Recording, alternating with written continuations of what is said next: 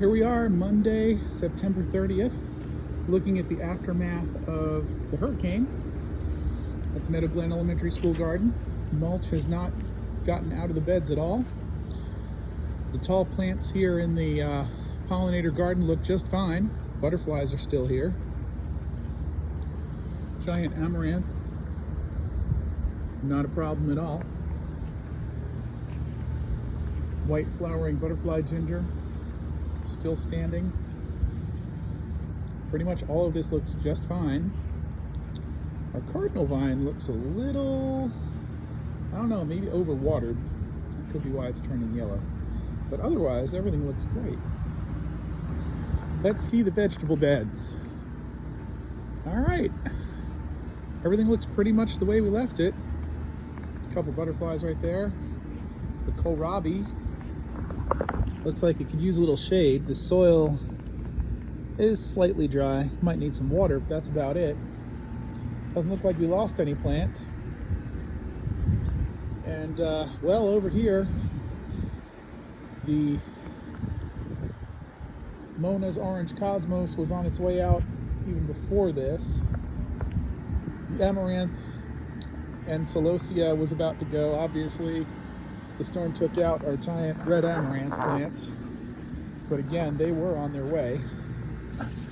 And it's going to be time to collect seeds from these seed heads. The Jerusalem artichoke is flowering, even though it's knocked over a little bit. But again, this is the end of the season for them. They will be harvested sometime around November after the plants die. We'll be eating some juicy roots out of that pot. And this celosia looks like it made it through just fine. There's one happy bee. Very happy that that celosia is still there, collecting nectar. Cucamelons look good. And we actually have one plant left of lemon cucumbers. The cukes are a little small, but hey, we'll take it. It's almost time to pull them out. And we've got some painted serpent melons down here. Actually, painted serpent cucumbers. Doesn't look like they're really going to fill in, but we'll let them grow as big as we can get them to go and pick them. Our yellow cabbage collards were left out in the weather. They look perfectly happy, if a little dry. I could stand to give them a little water. There's one Dutch blue kale plant in the mix. And the really important stuff is in here because I was late planting everything. So let's see. Oh my goodness, we could be harvesting this right now. That has got to get in the ground. Giant Japanese mustard, blue kale. I think, oh, that is yellow cabbage collards. This has got to be a priority when we get back. In fact, I might start planting it now. We've got some radishes, rat-tail radishes. And honestly, for being indoors for all this time, this stuff looks amazing. Once we get it in the ground, it is going to take off. We have some kales and some cabbages. They need to be up potted to larger pots or just set out in the garden to grow. Our perennial kaleidoscopic kale is hopefully rooting. And over here we've got some more kale, I believe, or maybe those are cabbages, and more rat-tail radishes. We have got to get this stuff in the ground, but it's probably a good thing it was indoors during this tray was left indoors since Thursday. It's beets and spinach. They're looking kind of spindly, reaching for the light because there wasn't any light in the classroom. So I'm going to at least take them out here and put them on the shady side of the walk, because I'm afraid exposure to direct sunlight at this point for those little babies might actually hurt them. They could die from that. So we'll keep it a little less challenging for them. I believe this is the first spinach seedling. These are all different types of beets. And look what I just found. A very lucky hitchhiker who found his way in on our plants. And I kind of shooed him into this purple Mizuna for the trip back outside. He was almost stuck in the classroom. Well, in the end, I decided to just go ahead and take everything back outside. It's really still wet. These plants got rained on all day Thursday before I left school, leaving them indoors. And you can see they're a little bit yellow, but they didn't dry out, and that's important.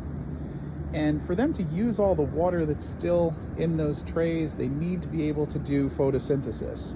And for them to be able to photosynthesize, they need sunlight. So if I leave them indoors without access to sunlight, those roots could rot. They would just stay wet. Now that they have access to the light, they can soak that water up, use it to make sugars and carbohydrates, and keep growing. So everything looks really good, but we definitely have our work cut out for us. We're going to need to find space for all of this and get it in the ground real soon. Now we're going to check the other side of the world, also known as the kindergarten playground. So I'm looking at the zinnias, and they look like they're dying off, but that's about right. It's that time. Pumpkin Jack looks amazing. Look at that. It's almost time to pick him. It looks like, oh yeah, the hibiscus roselle got knocked over. It looks amazing though. It looks beautiful. Looks like something's been eating it maybe. It's probably time to harvest some of these. I'm gonna have to pull this guy back up and kind of stake him. The sugar cane looks good. It's pretty obvious which way the wind came from here. Would you say it came from the left or from the right? Just look at which way all of these plants are leaning. But they're still up and they're still growing. And the hibiscus roselle on this side is also knocked over sideways a little bit. So we'll have some tying up to do. We have ground cherries back here still. Finally, some snacking peppers that have turned red. They look delicious. I will leave them for the students. And we've got some eggplants. And it's about time to flip that garden. A few peppers. Some of these pepper plants will be dug up so that we can grow them indoors over the winter and hopefully replant them next year. One of our sweet peppers is brown, I see. There it is. It's a brown, just sweet pepper. Oh, there's a yellow. They're finally ripening. And these are delicious, by the way. Very prolific. In other words, they produce a lot of fruit.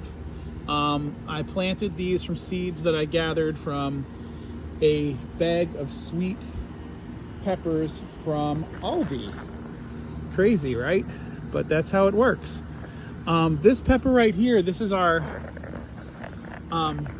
Brazilian orchid pepper. They turn red. They look like they'd be super, super hot, but they're nothing but sweet. I see one got knocked over. And I could not tell you what this yellow one is. That's very interesting.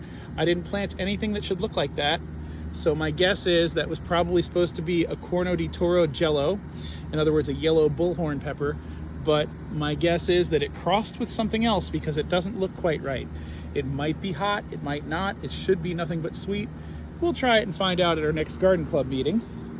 And before our next garden club meeting, well, that Brazilian orchid pepper fell off, so I'm gonna eat that right now. Not bad. It would be much better if it had turned red. Much sweeter. Here we have our giant coneflower giving us one last flower for the season. A lot of the seeds have already gone. Birds probably ate a lot of those. Here's a bunch of seeds right here. We'll hold on to some of those and start them for next year. This bed needs a little cleaning up. That's our perennial flowers back here. And oh my goodness, there's a volunteer. I wonder what kind of plant that is. I wonder if you can identify that. That came from one of our vegetable plants. Our toothache plant still looks good. Got a couple weeds in here that could stand to be taken out. Some spurge. That always has to go when we see it because it spreads like crazy. But the toothache plant looks good. Unfortunately, it is more of a tropical plant, so this is its last hurrah. It will be dead soon. We have perennial kale. It's going to be chopped down so that some of those sprigs of green there that are on this plant can be turned into new plants. And we have some little visitors. Those are called harlequin bugs. They are not our friends. They eat our plants. We're gonna have to start picking them off by hand.